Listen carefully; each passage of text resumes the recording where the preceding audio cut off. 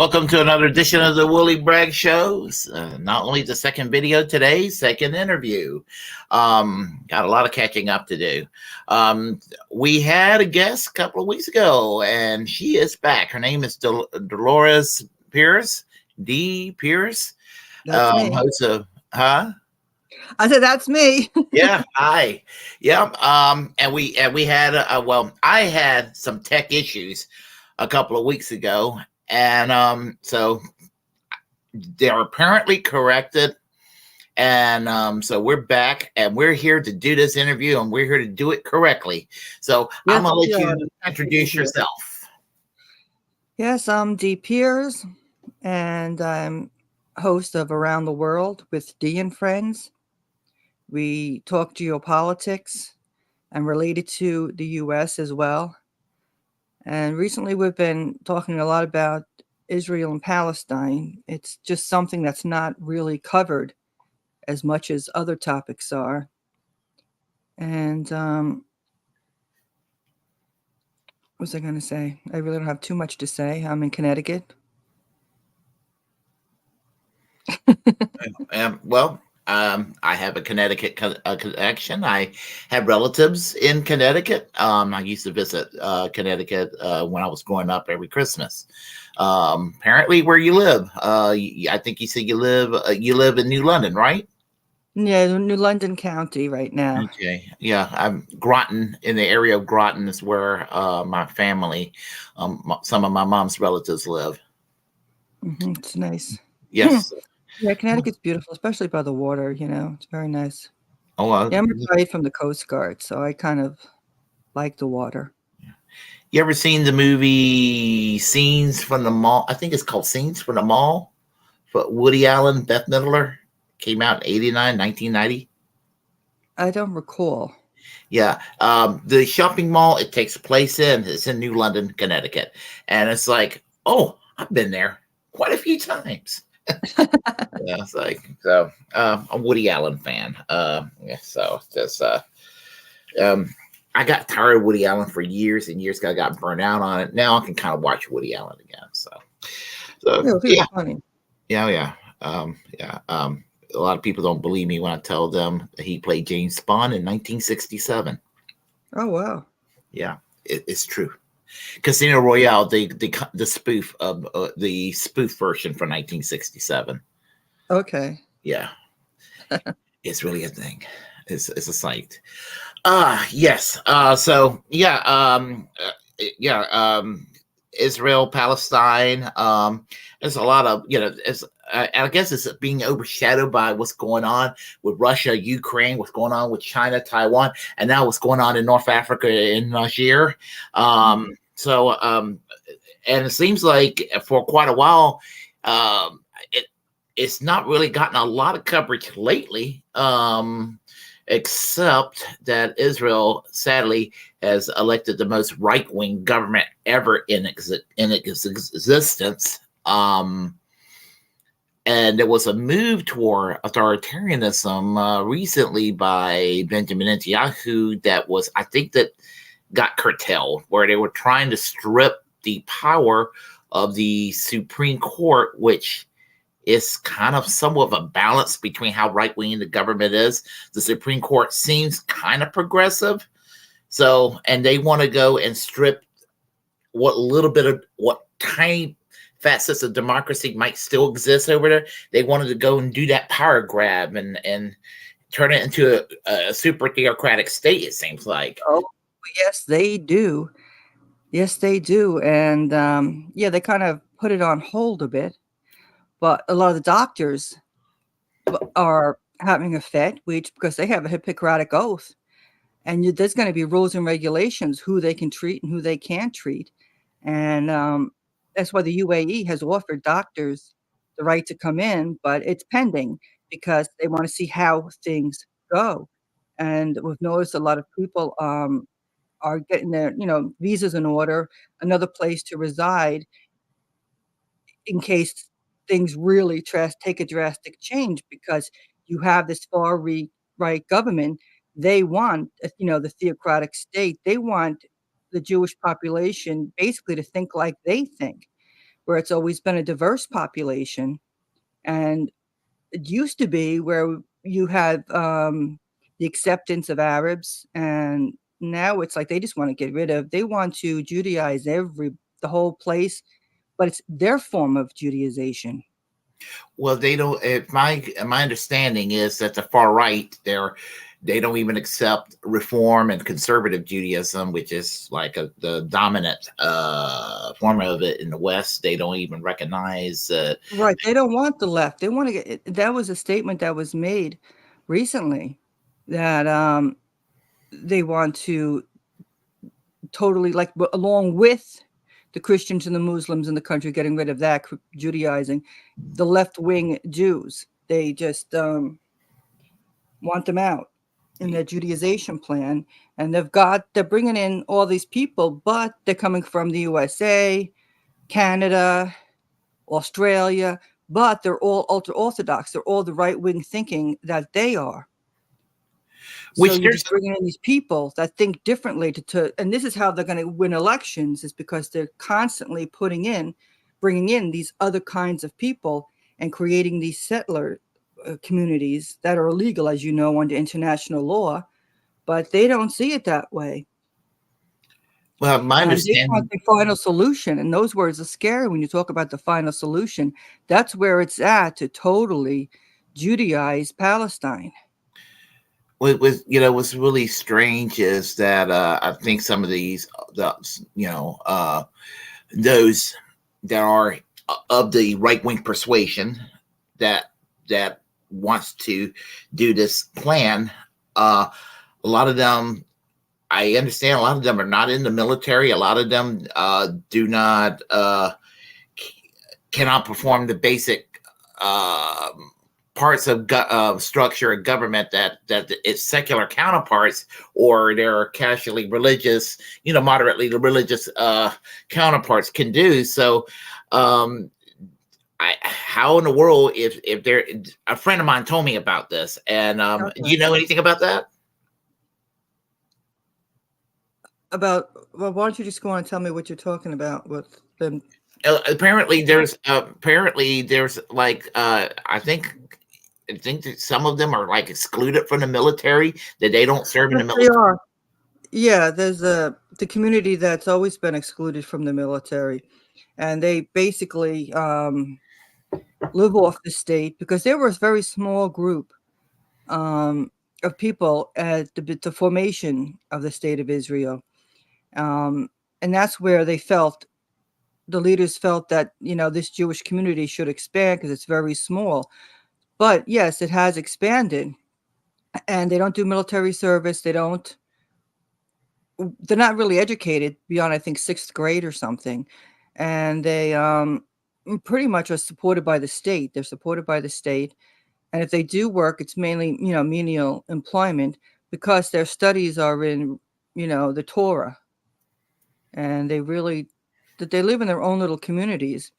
So Joe and I had a conversation about that, about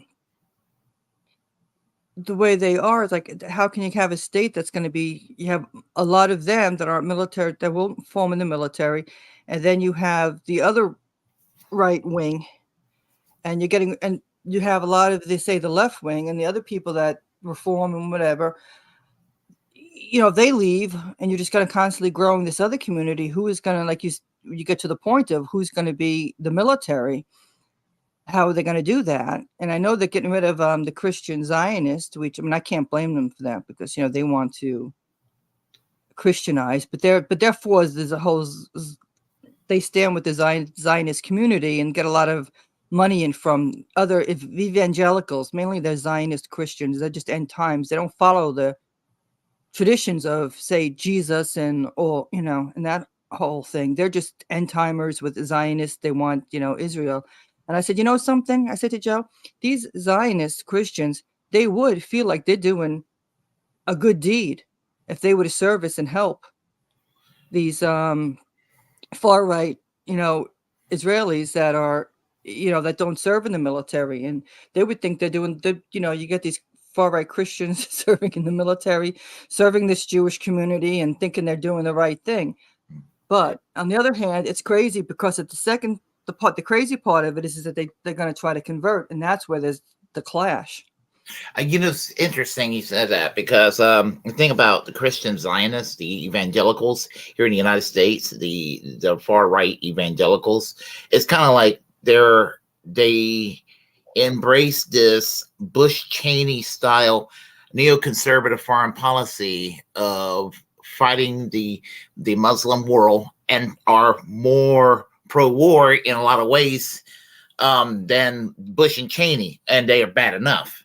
But at the same time, they support Israel. But honestly, they're not. I mean, they're anti-Semitic themselves, and people who are very critical of the state of Israel, what they do against the Palestinians. The majority of them are not anti-Semitic. I mean, in fact, just the opposite. And the thing of that's the juxtaposition there. The majority of anti-Zionists, especially if you're an anti-Zionist on the left, there's very little anti-Semitism, and many of them are Jewish themselves. And in the American Jewish community, it seems like a lot of folks are caring less about the issue than the fervor is among the evangelicals here in the United States, the Christian right. Mm-hmm. Yeah. Because, what has me too is you look at it, and I don't even like them using the word Christian because there's nothing really Christian about them. What are they, just end timers, Zionist end timers? Because if they were following the person Jesus, the man that they claim to follow, his words are nothing of what they do. Well, it's funny. Oh, sorry. Go ahead.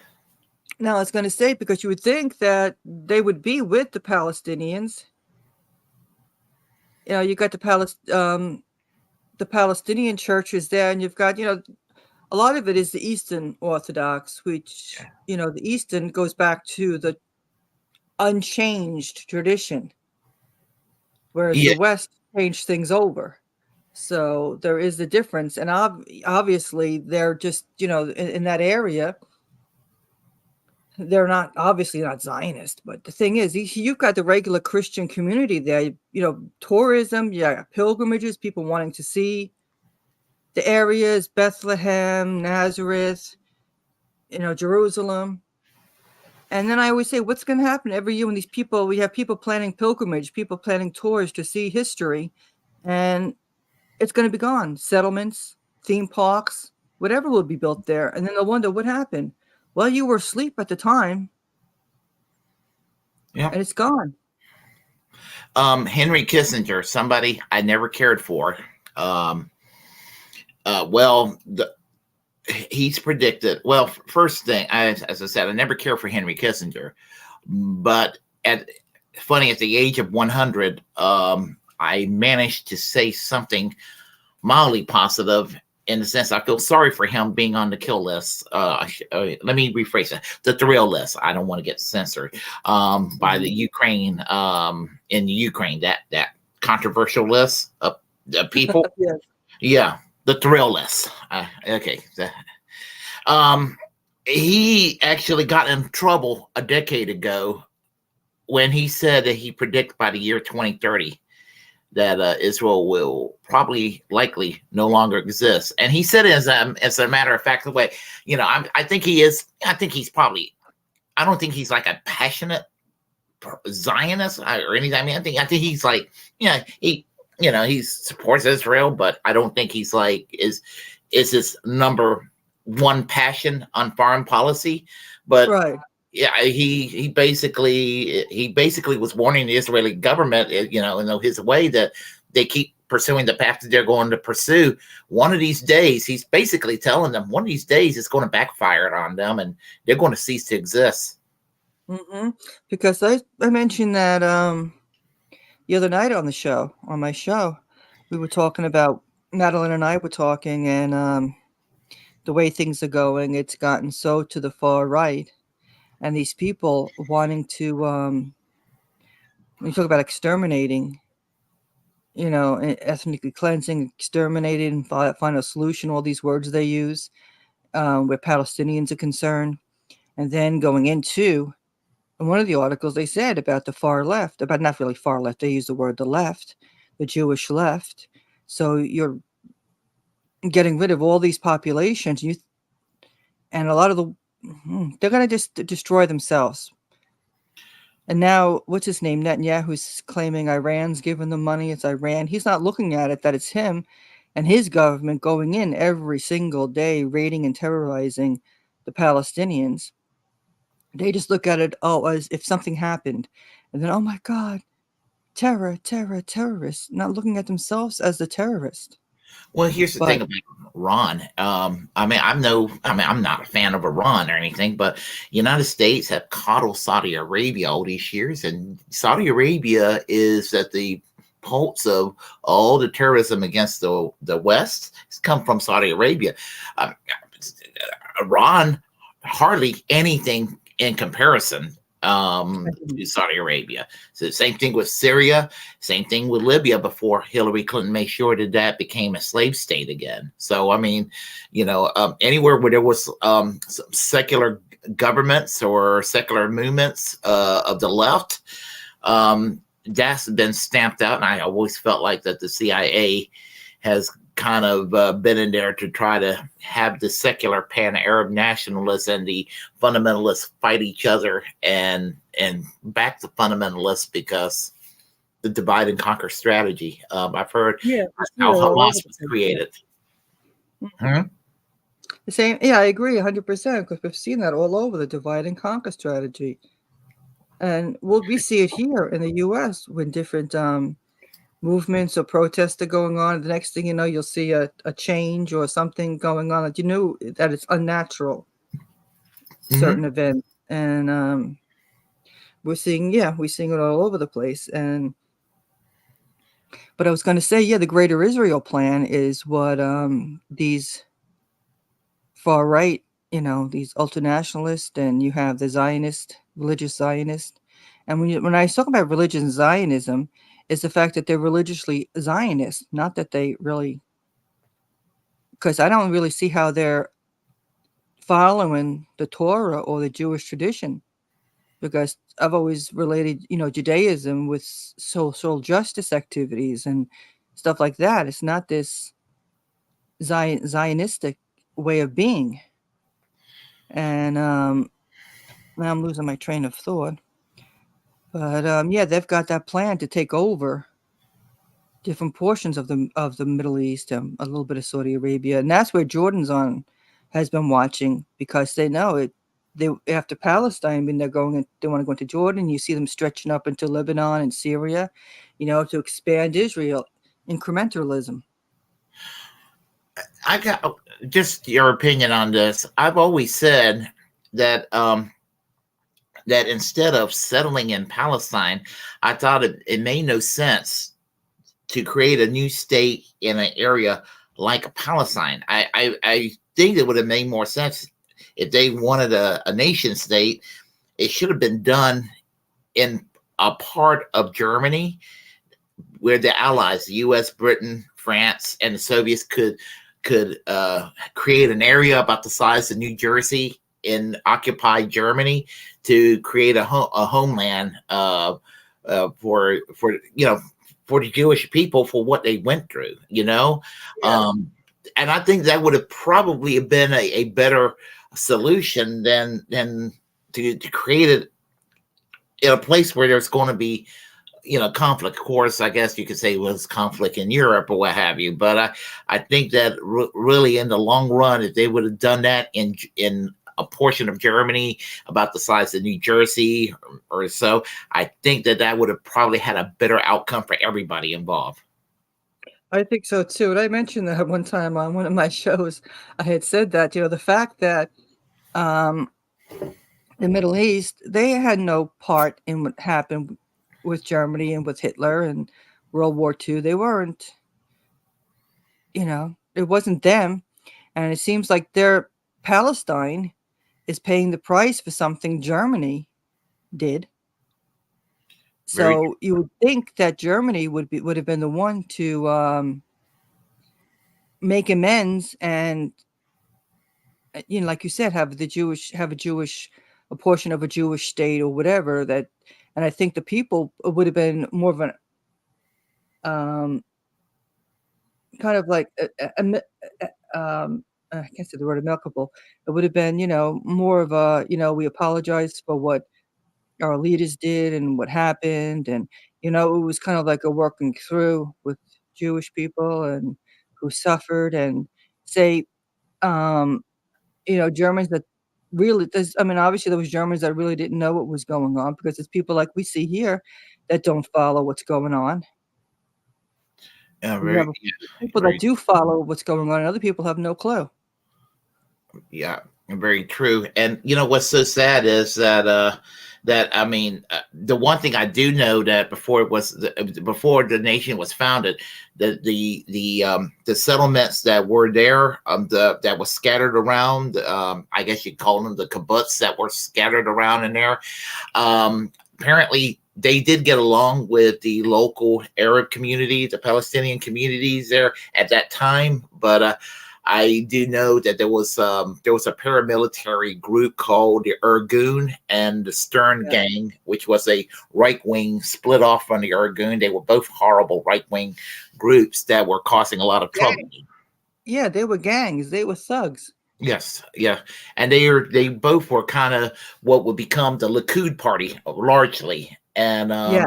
yes, and I just I read about them when Yitzhak Rabin was assassinated almost 30 years ago. Read an article about the whole conflict and everything, and because it was a far right person that assassinated Yitzhak Rabin for selling out, quote unquote, too much. And and it was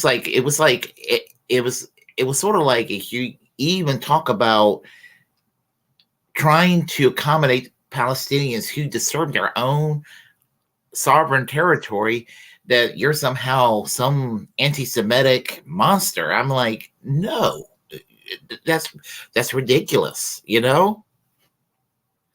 I don't think anybody would want anybody coming in. I always say it's a picture to people that your home. All of a sudden, these people come in and they're invading, and it's theirs. And you're the one that's called a terrorist when you're just trying to protect your home and your community. Yeah, We I saw mean, what happened in the USA with the natives here, and people just coming in and thinking you could take over somebody's land. yeah, exactly. Same thing with the Native American population, and I mean, it's which proves the point of man's inhumanity to man, and in that regard. And just when I was younger, and I didn't, there was a lot of things I didn't know until the last few years on this subject. And when I'm finding out what an open air prison that the country, where the West Bank and the Gaza Strip is, and especially in the Gaza Strip, I do blame George W. Bush for that situation, because George W. Bush in 2006 created a situation where where the people in Gaza are having it rough, because, and so are the people in southern Israel, because you have a right wing in Israel, and you have Hamas. That situation was created. They pressure an election. I don't think that they were quite ready for it. And the Palestinian Authority and Israel were not. They kind of warned them, like, you're not going to like the outcome. And then when Obama became president, everybody was blaming Obama what was going on in Gaza. I'm like, no, that goes back to George W. Bush. So People always do that. They always frame it in whatever their group is telling them or they want to believe. Because you see the framing of articles, if you look at the Times of Israel and Jerusalem Post, and then you go to Palestine Chronicle, Al Jazeera, Press TV, and you see the different framing. Whereas some of the papers will refer to somebody that, like the weekend that happened at the car wash on Saturday, that a gunman came and shot the two people. Whereas the Israeli papers, terrorist attack, terrorist attack. What the hell are you talking about? And then they can't even identify. They don't even know who it is who did it. And the two men that got killed, there was a father and son. Son was like 26 or 28 or whatever.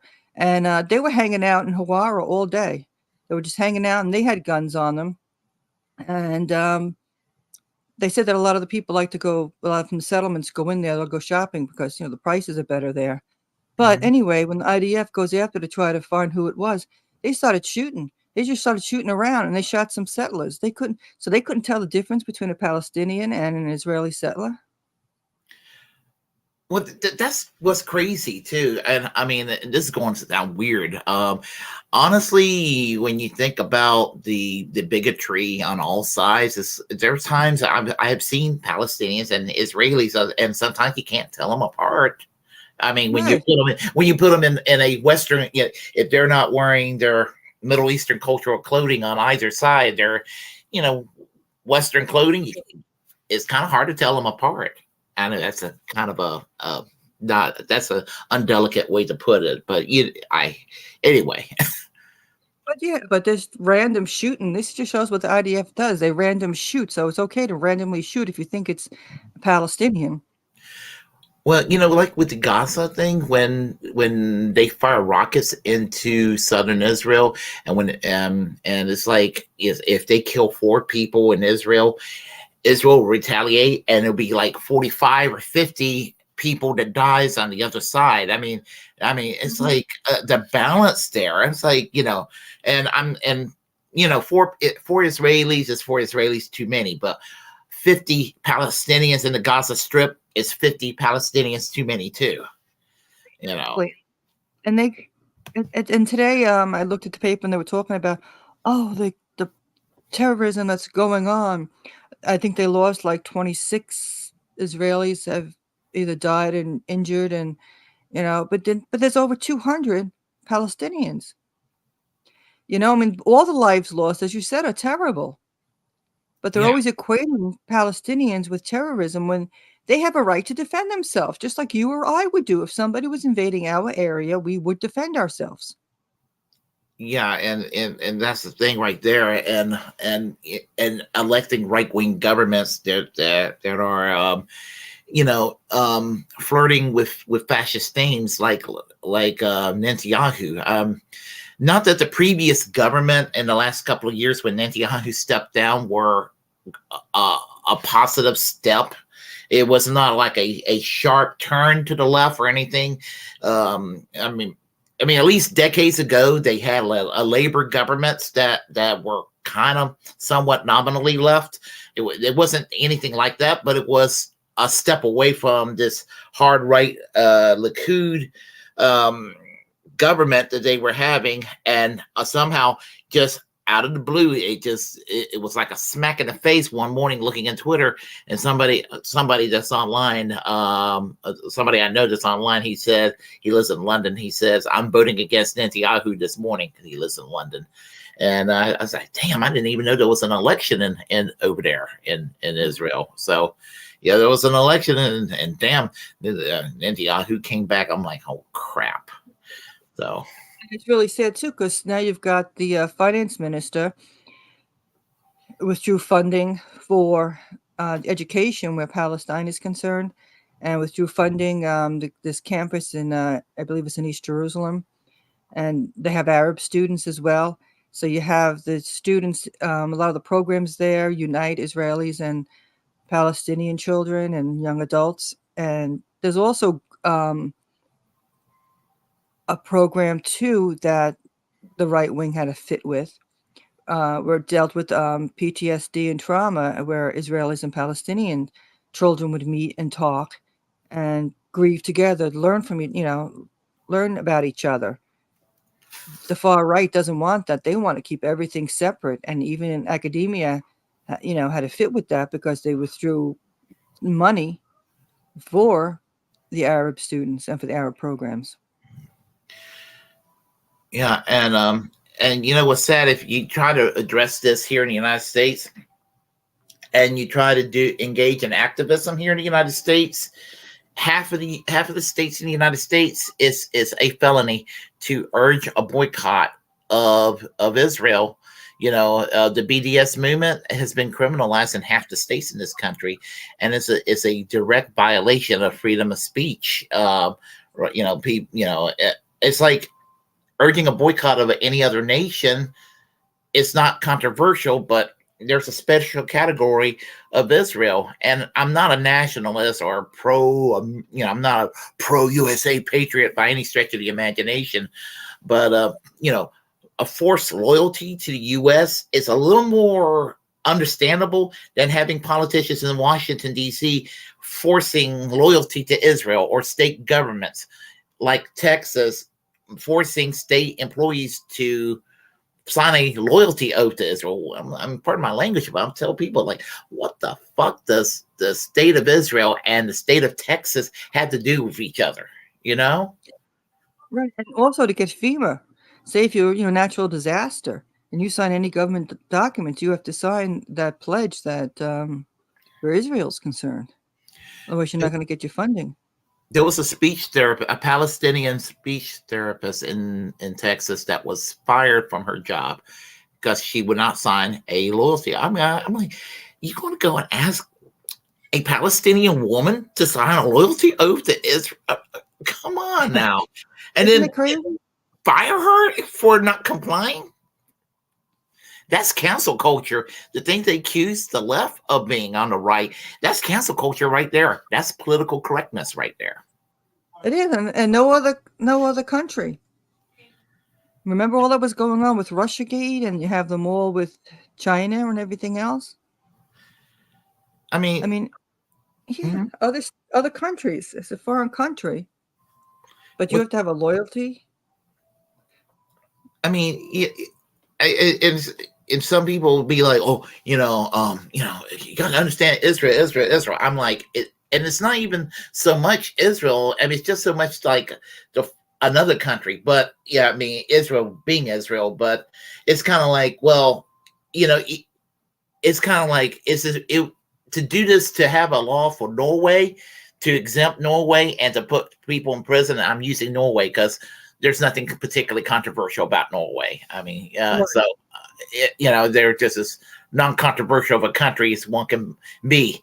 And okay, you have a law that says you can't boycott stuff from Norway. That everybody would think that's ridiculous, but some people seem to think it's okay to throw people in prison and fine them $250,000 for advocating a boycott against Israel. Just ridiculous. Yeah. And they're saying, I don't know. It just boggled my mind in the last 10 years finding out about this. And every couple of months you hear a new case about it. And I am surprised it didn't go up to the Supreme Court yet. As much as I dislike the Supreme Court these days, they're kind of acceptable on freedom of speech most of the time, I guess. And I'm thinking that they will obviously strike down this law in all 50 in the half of the states that they have these draconian censorious laws of this anti-BDS legislation. Anyway. Right, because it's, the campaign funding, the lobbyist groups. That's the main reason. They have the trip. They recently had the trip to Israel. AIPAC funds it. You had a bunch of Democrats that recently went, and you see other trips where Republicans go, and everybody pledges their loyalty to Israel and how much they love Israel and 9 yards of it all. Yeah, there was a Saturday Night Live sketch about it 10 years ago. About it. It was an appointee of the Obama administration. It was a Nebraska senator in real life, a moderate Republican senator that was appointed in the Obama administration. And the controversy from the right was that he wasn't sufficiently supportive of Israel enough. There was some vote here and there that he didn't vote quite 100% in Israel's favor, and they were really making fun of this. So it had all these senators in this panel, talking about how much they simp for Israel. It was kind of a good commentary on how ridiculous our politicians are in that regard. Mm-hmm. Yeah. Who loved Israel the most? And that's what it was about. I mean, they were telling everybody, say, "Oh, they got the best food. They got, they were just everything you can imagine. They just simp for the country. I mean, like just praised it to the sky, and then comedy ends up imitating real life, because when Benjamin Netanyahu came here at the behest of John Bonner to try to put a stop to the Iran peace treaty by having Netanyahu speak in Congress, which, I don't like Obama, but that was a slap in the face to Obama when they did that. Obama, they try to make it sound like Obama. They try to make it sound like Obama was some. They tried to make him sound like that was the United States had Louis Farrakhan as president, and he was trying to destroy Israel. It was ridiculous. I mean, that Obama was a secret Kenyan Muslim trying to destroy Western civilization, and he was an anti-Semite, and he hated Jews and all that. I'm like, Obama is a very typical American politician. That's his problem. He is a typical American politician. And you saw the Christian Zionists, which is like the red carpet, like they just couldn't drool enough over Netanyahu being here. It was crazy. I'll tell you what was crazy. They criticized Rand Paul, because when Benjamin Netanyahu every time he opened his mouth, the people in Congress were like doing the thunderous applause. So it was Rand Paul. He gave a polite applause. They were criticizing him for not being passionate in his applause to Netanyahu. I'm like, really? People? Really? Well, you heard them recently with the president of Israel, Herzog. Mm-hmm. He gave his speech, and they're like, he's kind of droll when he speaks. And like, I wonder what kind of applause he's going to get. Oh, they didn't care what he said. They were just like, clap, clap, clap, clap, all excited. They go overboard. They really go overboard over this, and it's like it's a form of identity politics. The left gets accused of identity politics all the time, but this is identity politics right there. Yeah. And then you have let me look at the exact wording of this recently. Biden, I'm going to go right here. He uses terminology when we're talking about apartheid. Biden's State Department calls Israel military checkpoints pedestrian crossings.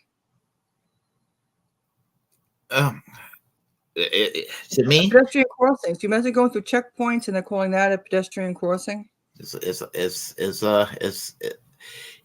apartheid. I mean, it's an impolite word. I understand why people don't like the word. It's an impolite word, but and people got canceled. You know what's crazy about this? I'll tell you.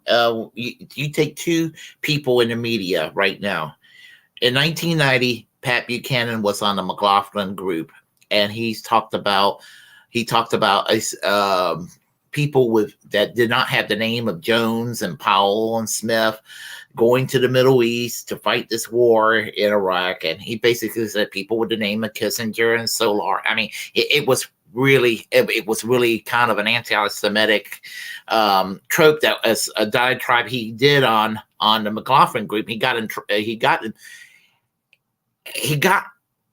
into a little bit of trouble, like, oh my God, can you believe it? it was kind of like, well, shame on you, Pat Buchanan, for your anti-Semitic dog whistle. That was how he got in trouble. And it was fairly vicious the way he did it. But when Katie Halper, when she said it's objectively an apartheid state, she got freaking canceled. They would not hire her for The Hill. That's just a double standard. So there is definitely a double standard. You can't talk about. You could talk about any other country. You could say use the word Russia, Russians, this, that, their government, China's government. You could talk about England's government, France's government, but you talk about Israel's government and what's going on over there. They're all having fits, and it's not about whether somebody's anti-Semitic or not. And the thing is, too, is Arab is the largest Semitic language. The Arabs are the largest Semitic community.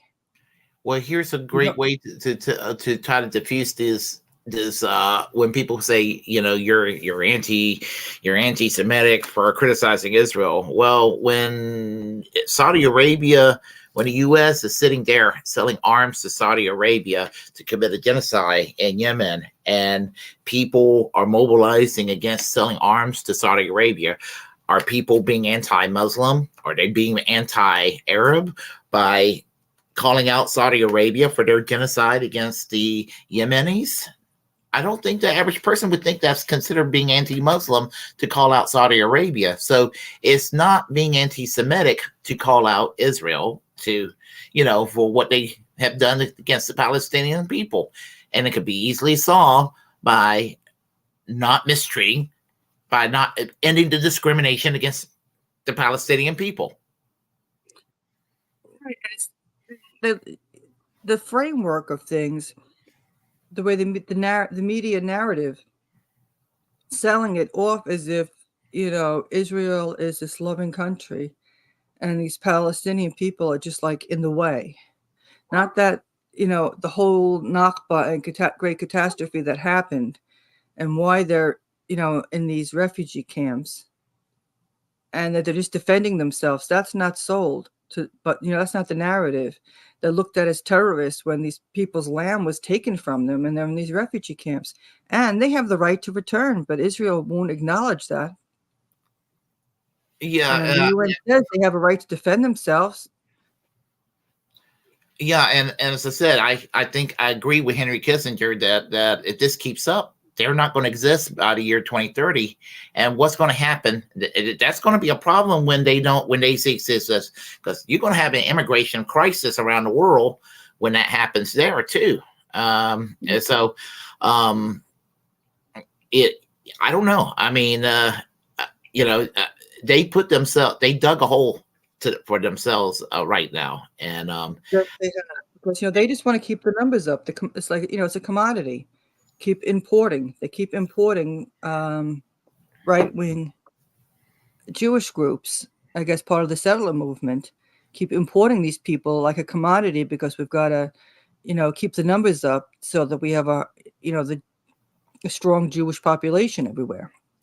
But also you have young Israelis, a lot of Israelis who are living in Greece now because of the cost of living, how expensive it is there, and some people because of the government itself that's in there.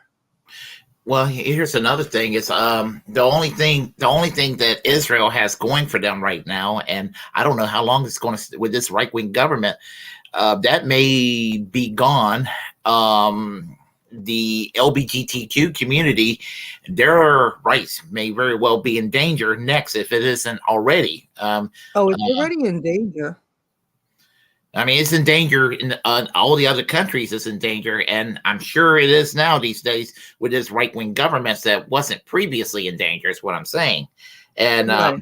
and that's what I'm saying, because the ultra religious are not. I mean, obviously they're not going to be approving of this sort of thing, and whereas the secular counterparts previously, didn't really have a problem with it. So, I expect to see probably pride parades and things like that to be banned probably in the next year or two. I wouldn't be surprised. You see, too, when they have their protests, how people are treated. And now you have people complaining, actually in the US were complaining how they were spraying skunk water on the protesters and thought how awful that was. Well, they've been doing that for decades to Palestinians, spraying skunk water all over them in their homes. Mm. So they rough up the Israelis that aren't conforming to what this new government wants, and they've always gone after the left-leaning Palestinian Jewish population that is with the Palestinians, that support Palestinians. They always got roughed up. Yeah, George Galloway. When Netanyahu came back, he did a commentary on it,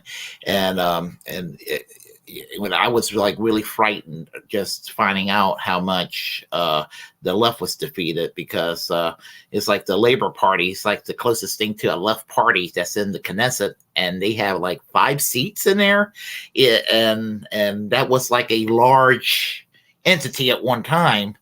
Was a dominant party at one time and dominated everything. And Meretz, which are like probably the electoral force that's actually the good guys, they're out of power, and they were like the pro peace and wanting to coexist, and they were pro Palestinian.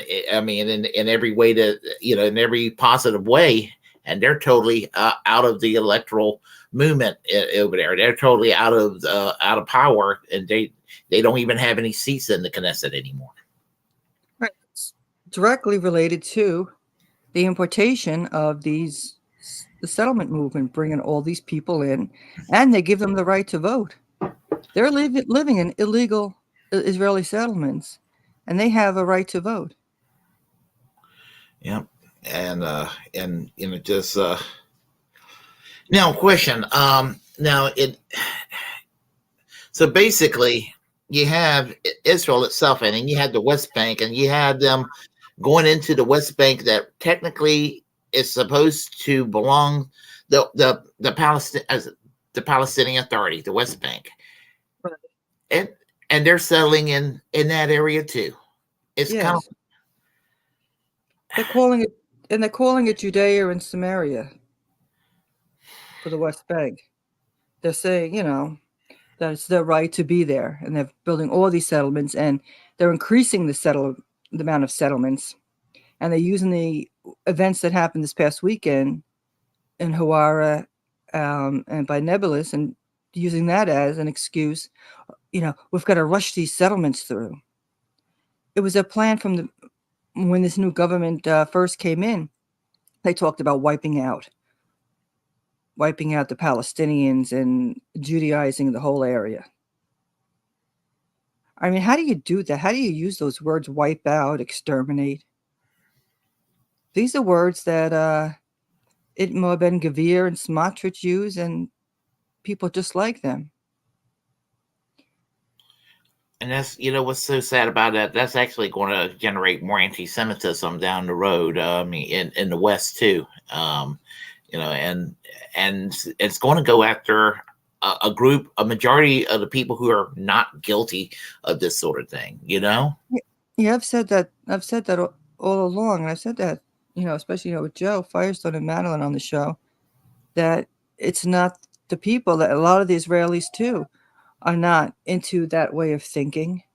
And they end up, they'll end up getting harmed for something that they played no part in. And here in the West, the more they start screaming about anti-Semitism, anti-Semitism, anti-Semitism, and they did a study, and it's actually anti-Semitism is down, but they create situations and make up a lot of stuff just to make it, to keep the, what is it, the IDF, not IDF, the Israeli, I can't think of the group, group that, Anti-Defamation League.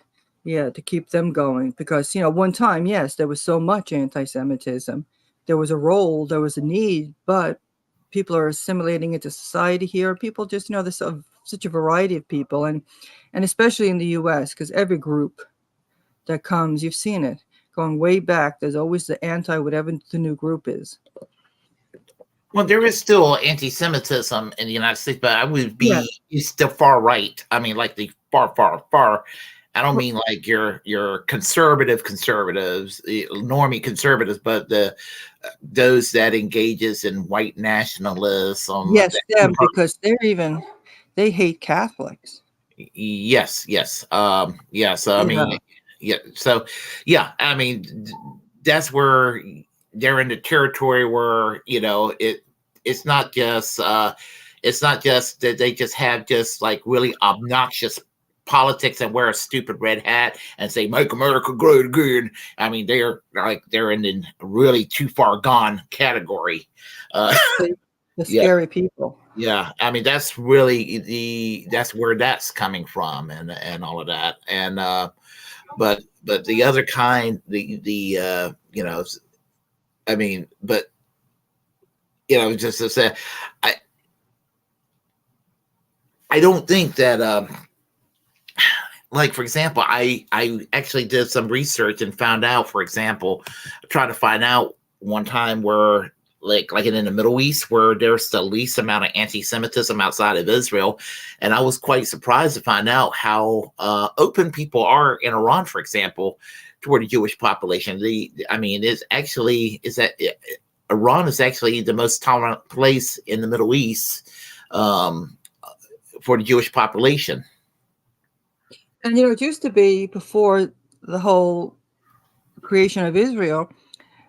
I know that I've read stories about people that were living in Iraq, and had a great business going, and then you had the Zionist gangs coming, and they caused problems, and just because they wanted to bring all the Jewish people into Israel, because you want to have an increased population and a majority Jewish population. So they caused problems, and people were not happy. People are not happy. They're like, they went into Israel. Meanwhile, they had great businesses. They had family, community. Everything was great in Iraq. And here they are in this place that's not them. Then they're treated as second-class citizens because they're not, the supreme being the white European and from the USA, the Ashkenazi Jew. You're, Middle Eastern, or Sephardic or whatever. So you're treated as the second class. They have the class system. Like I said, it's a caste system. The white Ashkenazis are on top, and then you have the second group of Jewish people who are from the Middle East, and then you go down to the Arab communities, and all the way at the bottom. When you have you sure even the black Jewish is near the bottom, and then you have on the bottom is the Palestinian. The Palestinians are like the complete bottom of everything. So this, when they talk about the democracy in the Middle East, but if you're on the top, it's a democracy for you. But for everybody else, it's not. Yeah. Well, I don't think there's there's not a nation in the Middle. I'm pretty critical of every country in the Middle East anyway. I mean, and a lot of it's of the United. I mean, a lot of it's from the Cold War, but after the Soviet Union collapsed, the mess that exists is a lot of the United States making. And it is definitely, because you look at how things were in Afghanistan before the U.S. got involved. I mean, the U.S. gets involved, and the point is to be hegemonic, be the superpower around the world. So you got to keep knocking everybody else down. Yeah. So it's just kind of like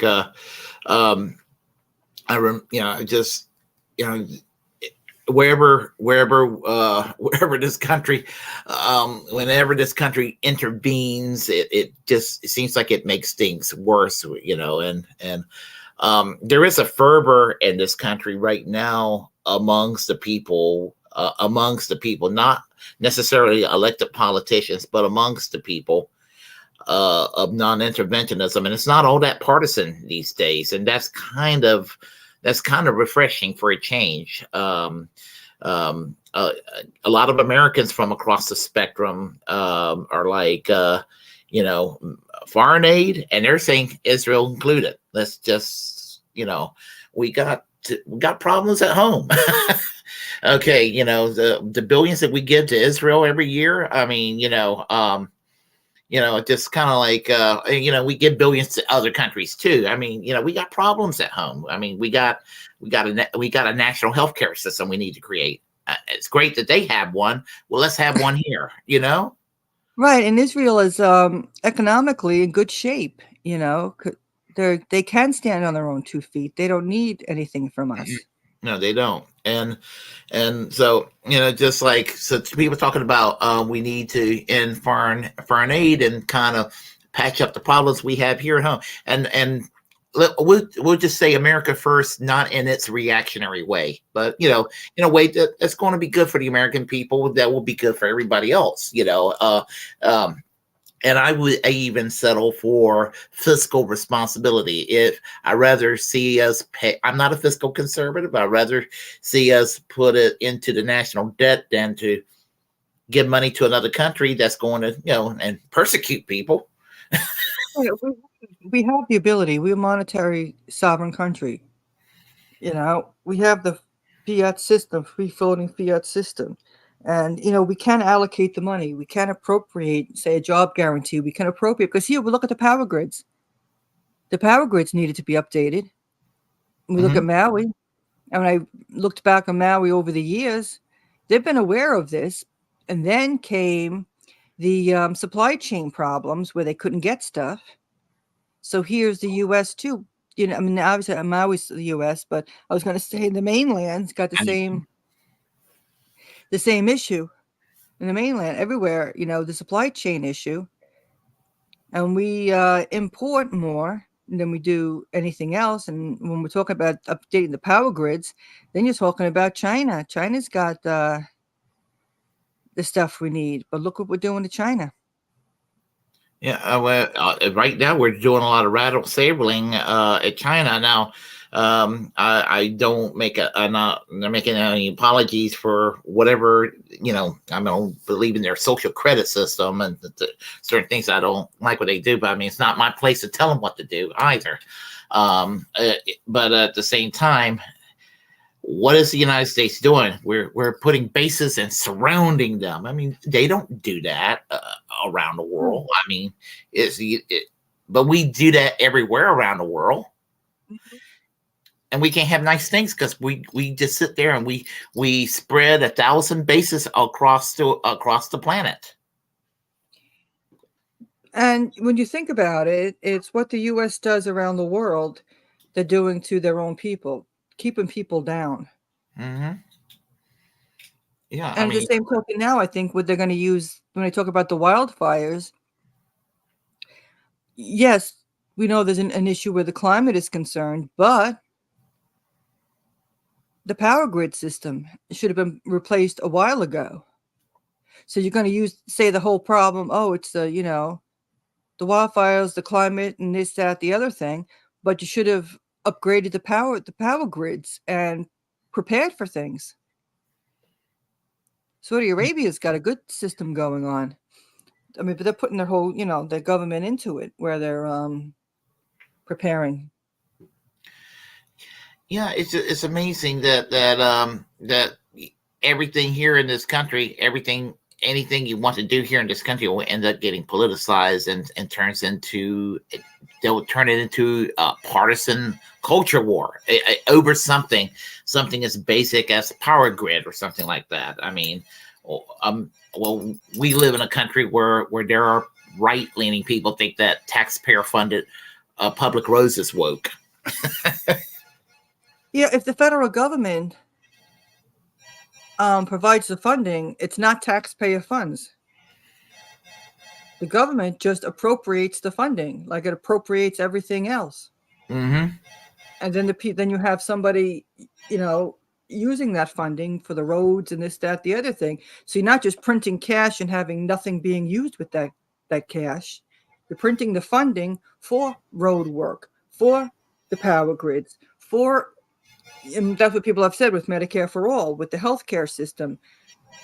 At the federal level, yes, you have the ability, whereas the state, it is funded by taxpayers in every state.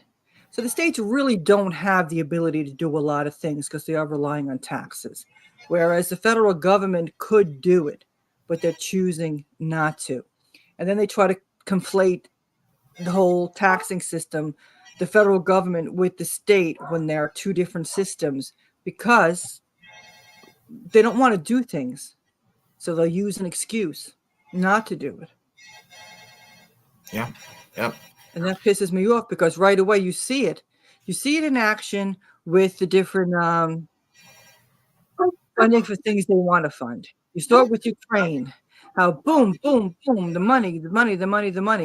But what about the funding for the USA, for our power grids? What about the funding for our public roads? What about the education system?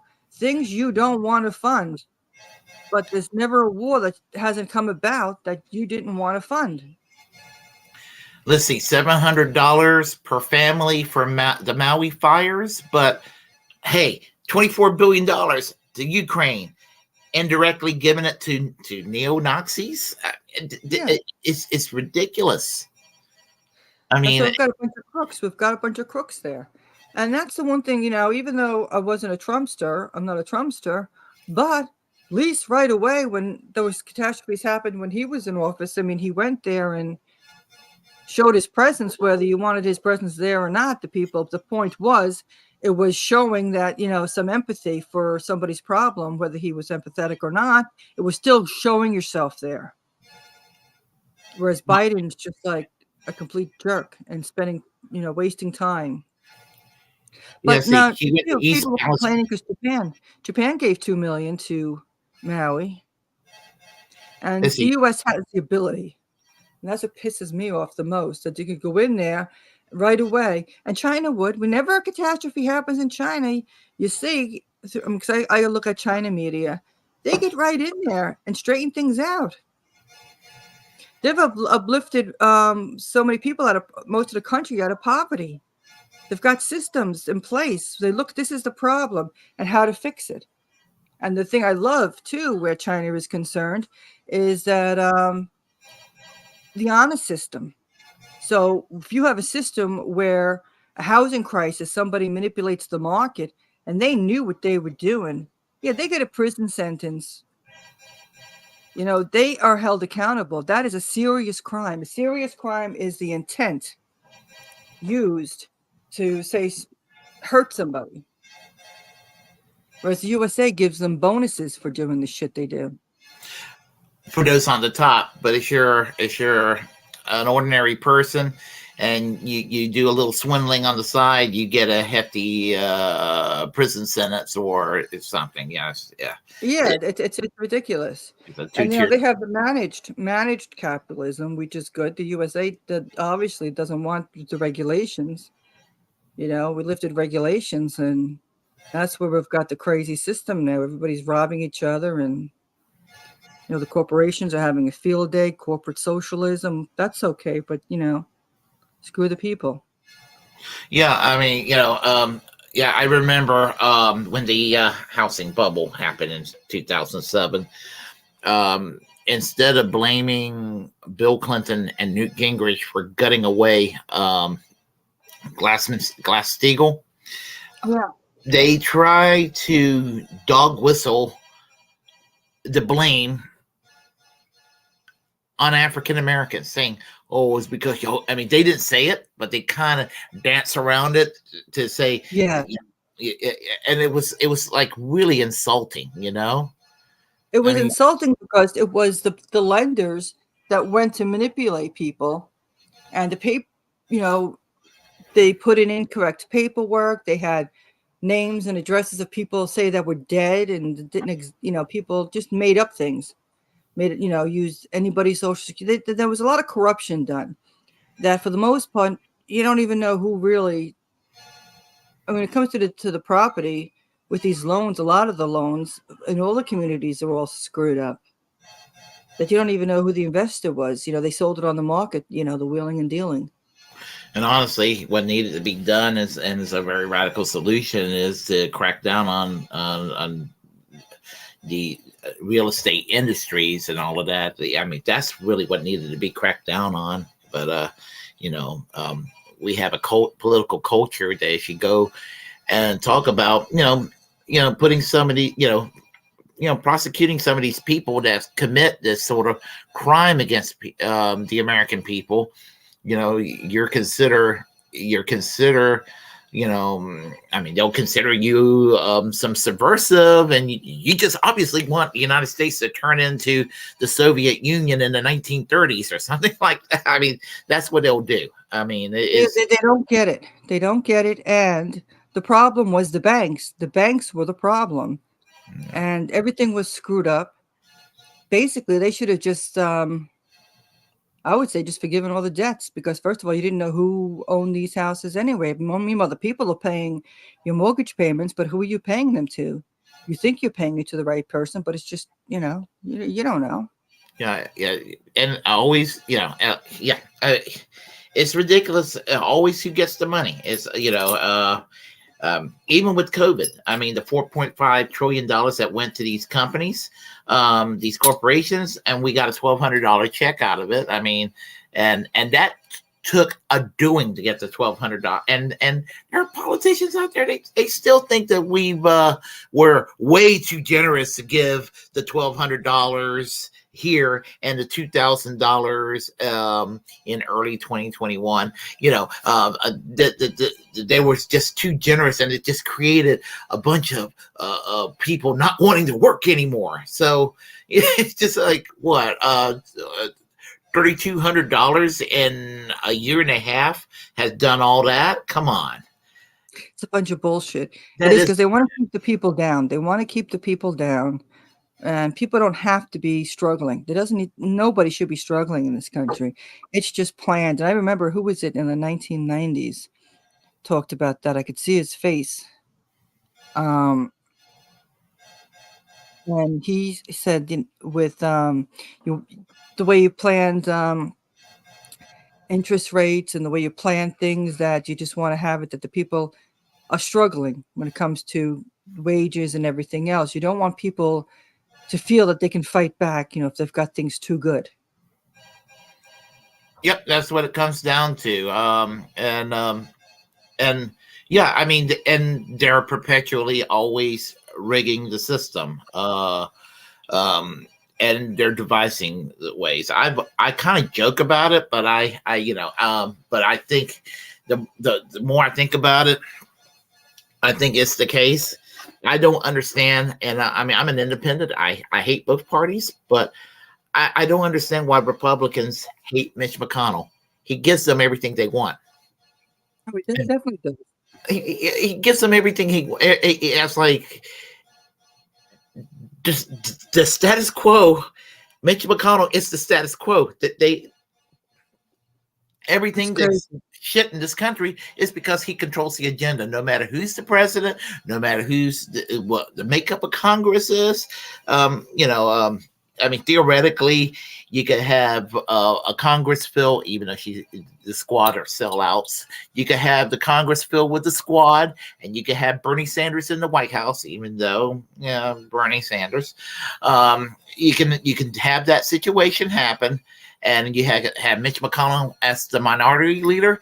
He knows the institution well enough to know that he can make maybe some modest goals that these people will want not happen. And that's how it is. And he went, and the way he manipulated Trump, because we say that, with him with the Supreme Court all the time, with wanting to get his, person in, that had Trump said, first let these $2,000 checks go out, then we'll talk about the Supreme Court justice. Where Trump went along with McConnell, promising him, well, let's get this in first, then we'll do the 2,000 checks, which was a bunch of bullshit. So Trump really wasn't political to begin with, so here he kind of got a lesson his first 4 years. Oh, then true, people were telling him, what was I going to say? Oh yeah, that was the big thing with the elections too. Oh, you got to get Trump out. He's terrible. He's terrible, terrible, terrible, terrible. I mean, like I voted independent as well. I was, Jill Stein, and independent. I mean, I'm so they were telling everybody they had to vote for Biden. Don't vote independent. Make sure, you vote for Biden. We've got to get Trump out, Trump's policies. Now we've got Biden. Is he Yeah, any better than Trump? I voted for Jill Stein in 2016. I voted for Howie Hawkins in 2020, and I'm voting for Cornel West in 2024. I have been voting third party for presidents. This is the first year I started voting third party was in 1996, and I voted for Ralph Nader. I had been at it a pretty long time.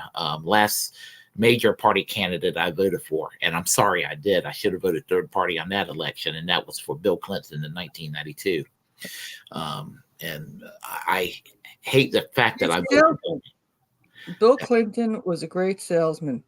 And I would have to say, getting into a little bit of astrology, that him and Barack Obama are both Leos. So that Leo sign is good communication and good salesman and, good with communication.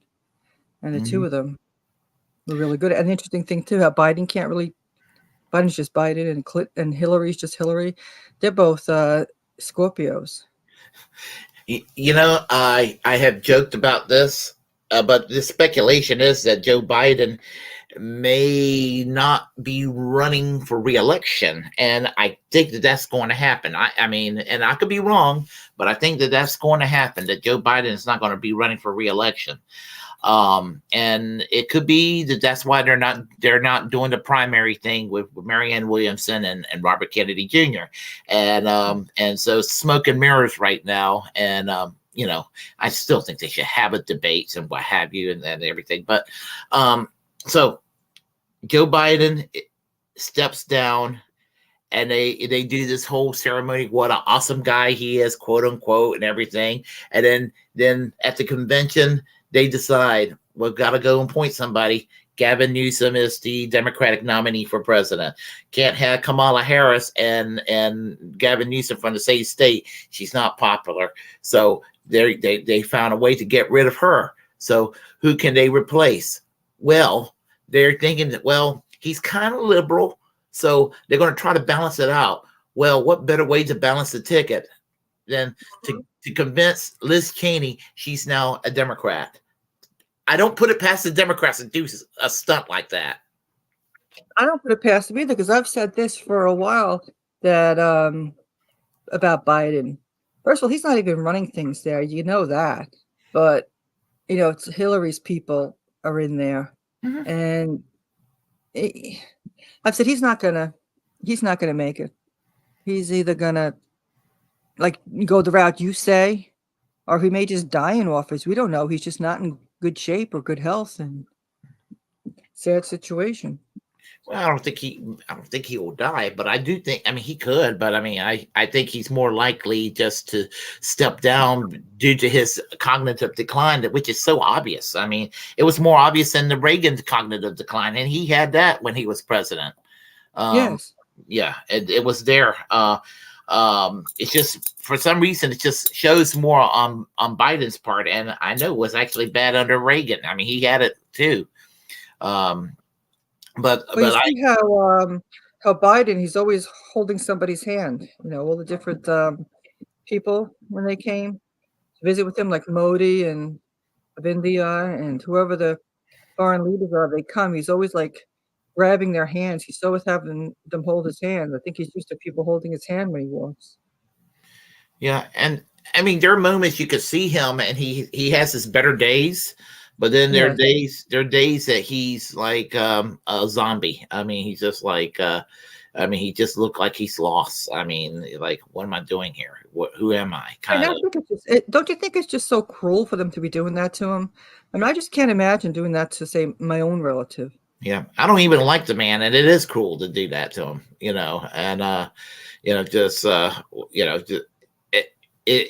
is. It's just, well, some people get conspiratorial, say, how can somebody with such a cognitive decline defeat Donald Trump? Well, it was easy. It was easy for him to defeat Donald Trump, and I'm not even Trump bashing saying this. It was easy to defeat Donald Trump in 2020 because COVID happened.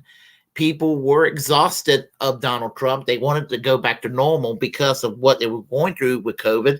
And Joe Biden, is the epitome of normal compared to what, you know, Right. People Barack were used to him. People knew him. They felt they knew him. Barack Obama. It was kind of with Barack Obama in the campaign trail.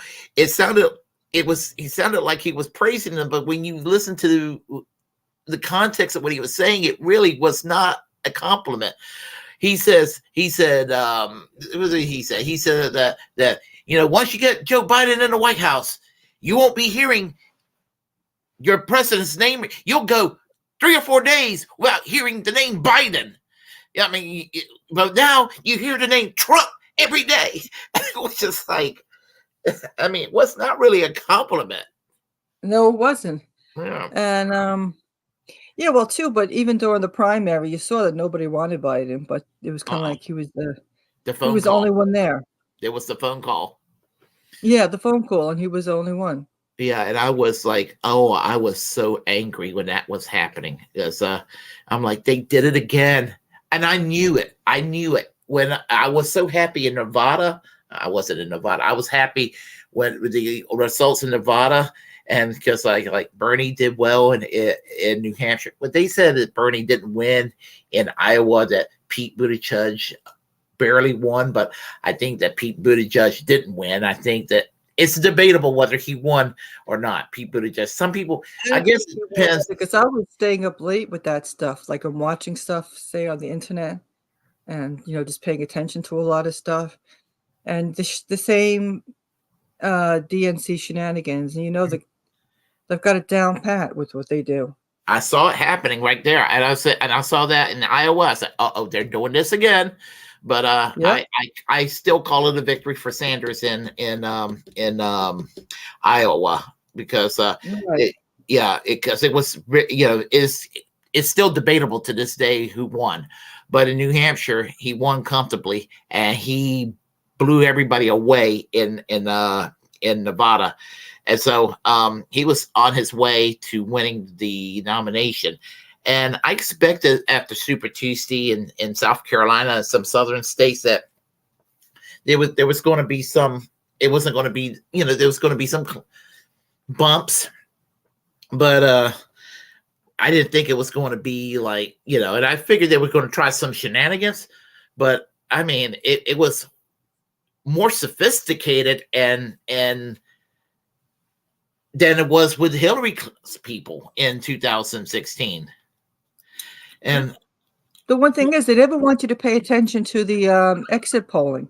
Remember, exit polling was always used to make sure, things were in line. Yep. And they even had the super delegates ready at the convention just in case Sanders was ready and poised to get the nomination. They had it set up so the super delegates were there to to kind of to do its thing.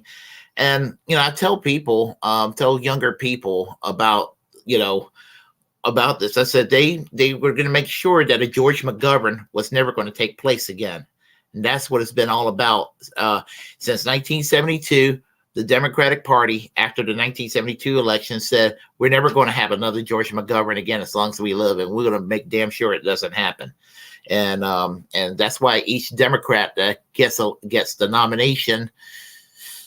Okay, Jimmy Carter was a turn to the right.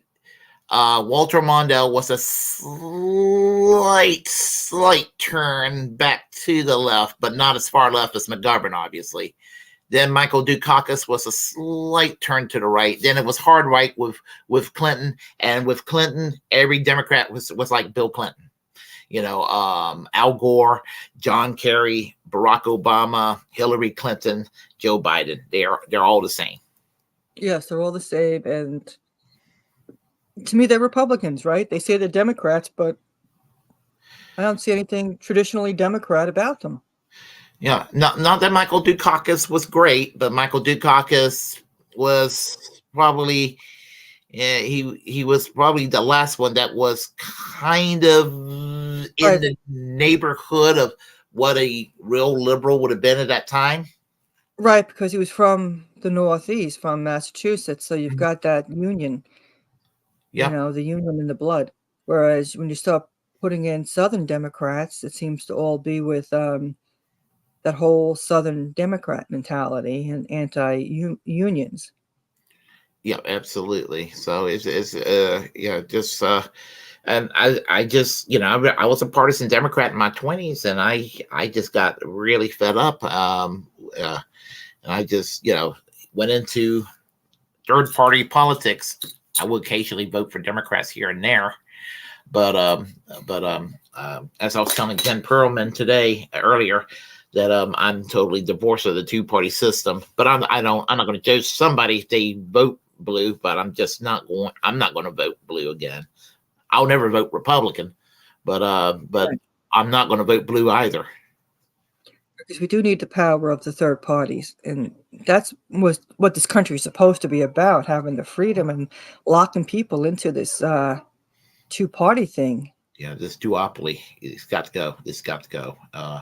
And ranked choice voting is going to be the way out. I mean, and I understand that the Democratic Party in D.C. has they're trying to put a stop, understand, to ranked choice voting in D.C. Oh yeah, Yeah, they just the authoritarianism of the Democratic Party. You see it more and more. yeah, and I'm telling you, that's another thing. If the Republicans win in 2024, and I'm going to tell you what's going to happen if Donald Trump or Ron DeSantis win in 2024. This is, and I said this last week on the chat line on Harlan's Media.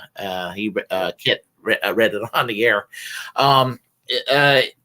They're going to blame Cornel West. They're going to blame Jill. They're going to go back almost a decade at this point. Blame the Bernie Bros. Blame Jill Stein, and then blame Russia. That's what they're going to do. Yeah, that's what they'll do. It's never on them. They just never can think that it's them.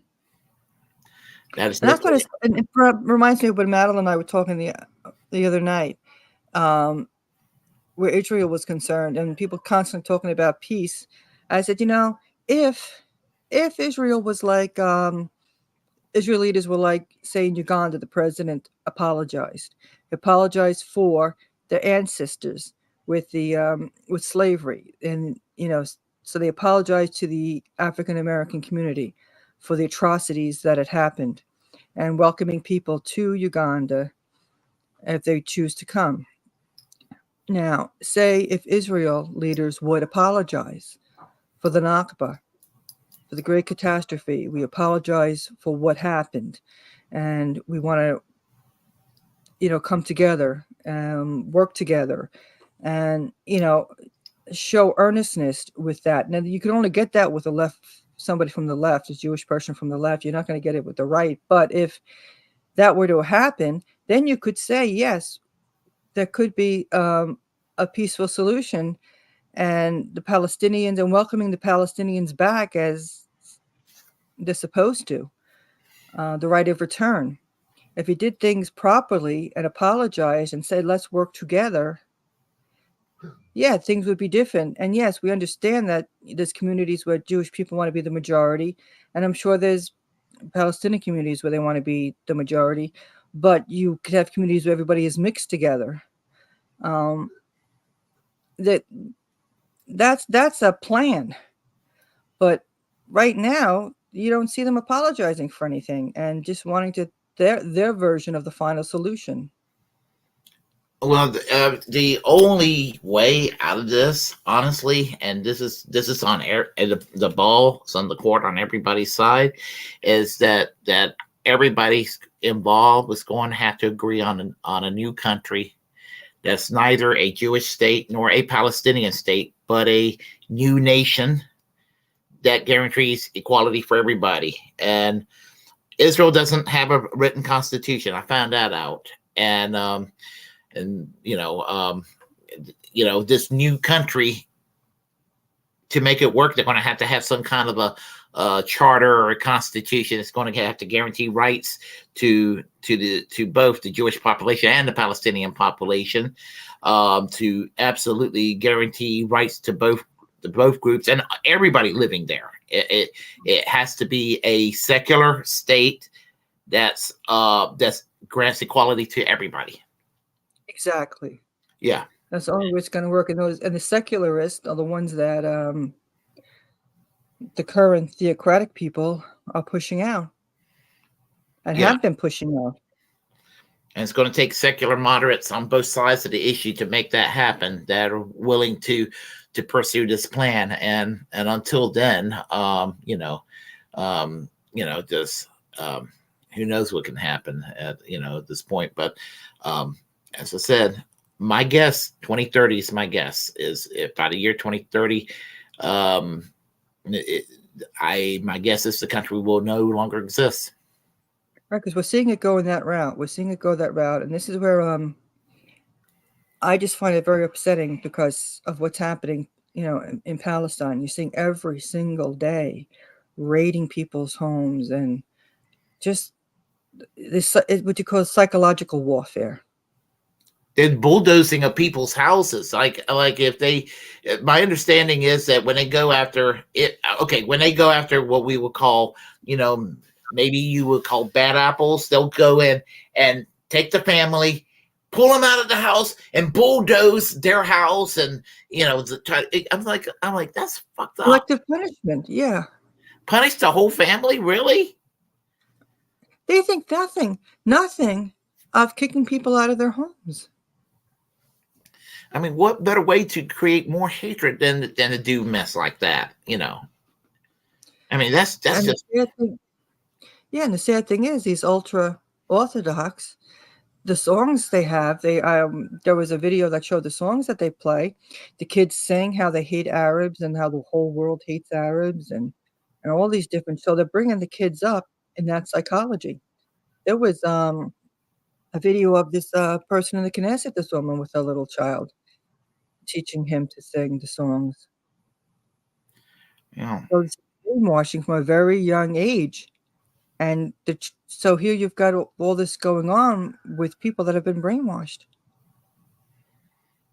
Yep. They don't know the world. They just know this psychology that's being thrown on them. Truly sad state of affairs and all that, and everything. Do you have any projects planned in the future and or anything like that? Anything going on? Mainly, what I've been doing is, putting out some shorts, putting out stuff like that. But I have shows not Monday, usually during the week from 8 o'clock to 9 o'clock. And then if I do a show like on the weekends, Saturday, Sunday, or Monday, it'll be, at 9 o'clock. And I try to diversify, but I always a lot of times I end up talking about what's happening in the Middle East because and I just am so upset. I just feel that, these people are writing telling us what's happening and just trying to get their message out. And like you said, it's going to be ending. It's going to be, I mean, we're, 2023, it's not too long away. And you've got these far right people in, and they just they have their plan. But, and so I just always feel this urge to keep talking about Palestine. But like I said, I do need to talk about other areas. I do that, but not as much as I'm talking about Palestine. Well, it's an important subject and everything, and so to discuss and everything, and yeah, and sometimes people get as it gets unfairly smeared. You see what happened to Jeremy Corbyn in the UK. I mean, yeah, I mean, I can look at the man. I don't know Jeremy Corbyn, but I can tell that man does not have an anti-Semitic bone in his body. Yeah, we did a special on that. Me and Greg Mallard. We talked about it was like the Corbyn files, and it was from Al Jazeera had the files, and we had different shows on that, and it was just a pre-planned smear machine, and different people were talking about it, and it was just horrible. You had a lot of people that, are Jewish people that, they have families that, go back to the Holocaust and different things, and they're being smeared as anti-Semites, and it was just this real vicious attack because they want to knock down anybody that's, just trying to equally talk about a situation that's going on. You have to speak one way, because even now you've got that with the protesters with the arms factory with the Elbit, that they're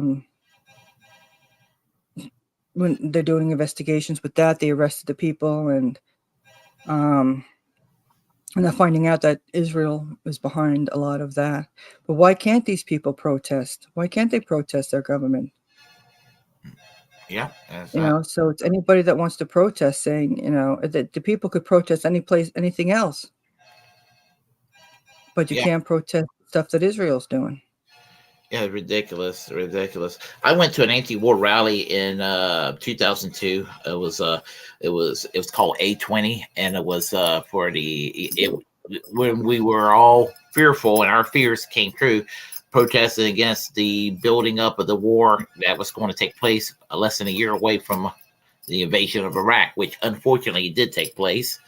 And I remember seeing a contingent of Palestinians marching, but it was actually a group of there's a faction of Orthodox Jews that are actually opposed to Zionism, and you should have seen the cheers of everyone out there when they saw that. It was a beautiful sight. They were in solidarity with each other. There was no hatred toward each other. They looked very. There was like brotherly love between the Palestinians and this faction of Orthodox Jews that were marching in solidarity. And it was they come from the Torah Jews. Yeah, they follow the Torah because there's nothing in the Torah that says what's good. I mean, the Torah is not Zionist, and these, you have that whole conflation of with Zionism. Trying to mix Zionism with Judaism, and Judaism is separate. Well, I was somebody explained that to me. I was because that concept it did kind of throw me for a loop, and so somebody was explaining about that faction. So I was like, that's interesting. It's like it did caught me off guard. I was just like, because we're all conditioned to think a certain way, and all that. Just like that was actually interesting seeing that, and that always kind of resonated with me. And we're talking about, let's see, it happened in 2002. Oh Jesus! It's about 21 years ago. That still resonates with me. It seems like yesterday, too. By the way, so that was back in the days, huh? Yeah, and when you do some research on it, you find out that when it comes to Zionism, the people that claim to be Christians, the Reformation, and them getting the King James Bible in their hands, just focused on one area of that. And so they wanted the fulfillment of their end times. And they were the ones that were promoting this whole going to Palestine. Wasn't it the Schofield Bible that was the Schofield, they changed Bibles around too. And they say, the Schofield, I think that's the one where they tell people to kind of stay away from that. Yeah. So you have to getting the Bible into people's hands, because it used to not be in their hands. The Roman Catholic Church just held on to it. So you putting the Bible into these people's hands, and the Reformation happening, and then you get the end times. And so it was a matter of, wanting to get the people, Jewish people, to Palestine for their own interest. And then you have it going into Europe, and the European Christians that were Reformationist, they were all on the same planet with the USA Reformationist, and they were all wanting these end times and Palestine. And so then when you have the atrocities that were happening to the Jewish people in Europe, Oh, this sounds like a good idea. I gotta share you a funny story. I'm an Episcopalian, and I mean, I'm not like a ultra religious person or anything like that, but Right. I'm an Episcopalian, and kind of more on the Catholic side of it, and so I got kind of badgered by some fundamentalist Christians. Say, oh, you people, I just go and stand by the King James Bible. And I'm like, you do realize that the King James Bible was, it was the Church of England that actually created that King James Bible. Those were the incense slinging, priestly wearing Church of England people. They weren't a bunch of evangelicals. So they didn't know what to say when I said that. That's what has me, is that you'll hear a lot of people will say, like, say, Eastern Orthodox, whether it be Greek Orthodox, you have the Ukrainian Orthodox, Russian Orthodox, you have, a lot of the Eastern Orthodox they'll say that, the whole West, the Western Christianity is a thing of its own. It's so far off from the actual scriptures. So you look at the Roman Empire, how many times they changed things over, put books in, take books out, did this, did that. Then, we want to convert pagans, so we're going to go ahead and, bring in their holidays and try to mix them up with ours, and all kinds of stuff went on. So when you have a group that kept to the traditions of the earliest and didn't change things, it's just completely different. And you can see the East is rising right now and the West is falling. When you look at it through another viewpoint. Well, the corruption, I guess, on the West with changing things to colonize, to use all kinds of things, books to colonize people, and manipulation, getting away from true teachings. Yeah, absolutely, and just how society evolves and everything, and just people, just I guess humanity doing its thing as it normally likes to do. Yes, it does, and that's when you talk about physics with energy. Because I'm a Reiki master, and I'm not a I'm not a physicist or nothing, but I see how energy moves, and energy changes things. Mm-hmm. Yep. And we're seeing the changes. Yep.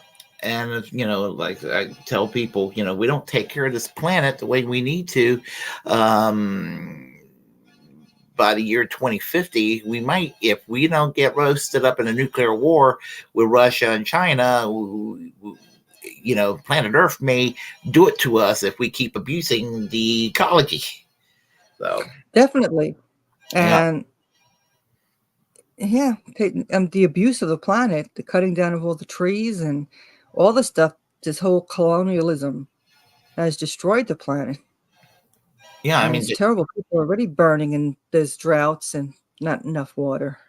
And the hotter summers that we're having, and you sit there and you say climate change, it triggers certain people. Look, they get angry when you tell them global warming or climate change, and they'll tell you, this is basically just a natural cycles. Oh, there are natural cycles, but they get mad when you tell them it's also man-made. Yes, it's man-made too.